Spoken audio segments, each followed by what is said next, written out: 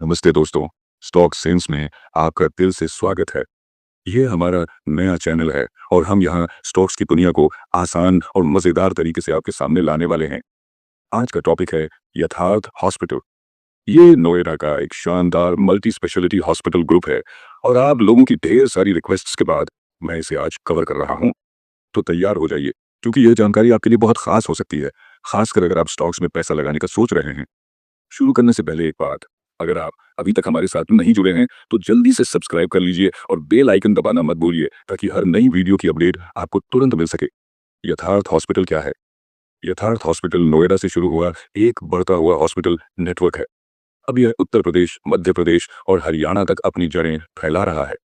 2008 में अजीत तागी और डॉक्टर कपिल कुमार ने इसे दिल्ली में शुरू किया था। आज इनके पास 7 हॉस्पिटल हैं, जिनमें करीब 2300 बेड्स हैं। ये एक मल्टी स्पेशलिटी नेटवर्क है। इंटरनल मेडिसिन, नेफ्रोलॉजी और न्यूरो साइंसेस इनकी कमाई के बड़े स्रोत हैं।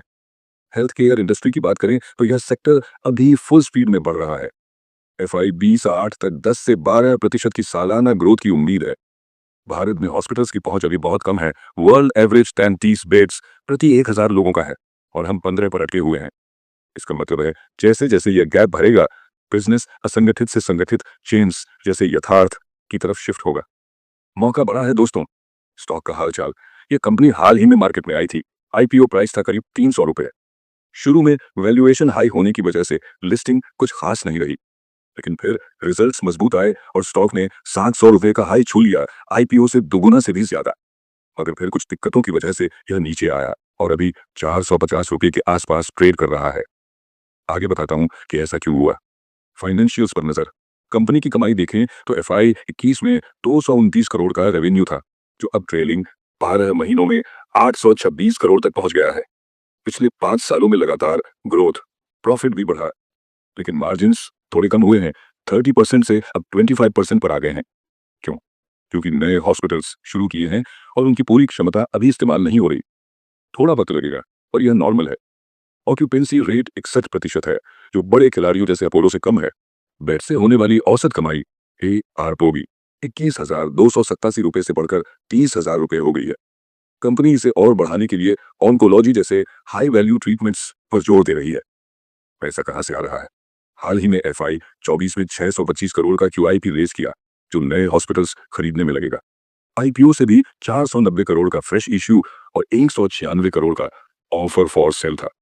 लेकिन ध्यान दीजिए, उनके रिसीवेबल्स उधारी बढ़ रहे हैं। H1 FY25 में 259 करोड़ तक पहुंच गए हैं। यह मॉनिटर करना जरूरी है, क्योंकि कैश फ्लो पर असर पड़ सकता है। स्टॉक क्यों गिरा? 700 से 45 तक गिरने की बड़ी वजह थी इनकम टैक्स रेट। मार्केट का सेंटीमेंट खराब हुआ और यह केस अभी चल रहा है। मैनेजमेंट का कहना है कि इस साल के अंत तक यह सुलझ जाएगा। इसके अलावा मार्जिन्स में कमी और मार्केट की मंदी ने भी स्टॉक को नीचे खींचा। ऊंचे वैल्यूएशन भी अब नॉर्मल हो गए हैं। कंपनी का प्लान बड़ा दमदार है। अभी 2300 बेड्स हैं FY28 तक। फरीदाबाद में 175 बेड का हॉस्पिटल लिया, जिसे 200 तक बढ़ाया। दिल्ली में एक सुपर स्पेशलिटी हॉस्पिटल और फरीदाबाद में 400 बेड्स की 60% हिस्सेदारी भी पक्की की। उनका फोकस नॉर्थ इंडिया पर है और क्लस्टर अप्रोच से ब्रांड मजबूत कर रहे हैं। FY25 में 1000 करोड़ रेवेन्यू का टारगेट था, जो शायद अगले साल पूरा होगा। मार्जिन्स 25 से 26% पर रखने का इरादा है। मेरा मानना है, अगर वे ऑक्यूपेंसी और एफिशिएंसी बढ़ा पाए तो स्टॉक में अच्छी उछाल आ सकती है। वे ऑन्कोलॉजी, PET स्कैन जैसे बड़े ट्रीटमेंट्स ला रहे हैं, जो गेम चेंजर हो सकते हैं। वैल्यूएशन कैसा है? लिस्टिंग के बाद यह स्टॉक औसतन 44 PE पर था, अब 33 PE पर है। पीयर्स से सस्ता है, लेकिन कुछ रिस्क हैं।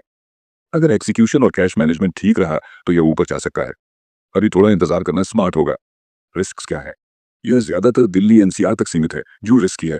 ऑक्यूपेंसी और ERPO भी पीएस से कम है। नए बेड्स बढ़ा रहे हैं, पर उन्हें भरना चुनौती है। कर्ज और इक्विटी से पैसा जुटा रहे हैं, जो जोखिम बढ़ाता है। हेल्थ केयर में सख्त नियम और बढ़ती कंपटीशन भी चिंता है।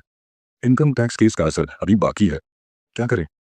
अगर आप इसे लंबे वक्त से होल्ड कर रहे हैं तो मेरा मानना है कि निकट भविष्य अच्छा दिखता है। होल्ड रखिए और रिस्क पर नजर रखें। नया इन्वेस्ट करना चाहते हैं? वैल्यूएशन सस्ता है, लेकिन धीरे धीरे खरीदें।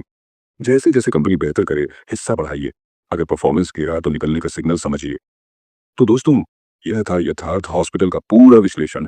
मुझे उम्मीद है आपको यह पसंद आया।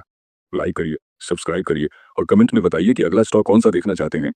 मिलते हैं अगली वीडियो में, तब तक स्टॉक सेंस के साथ बने रहिए।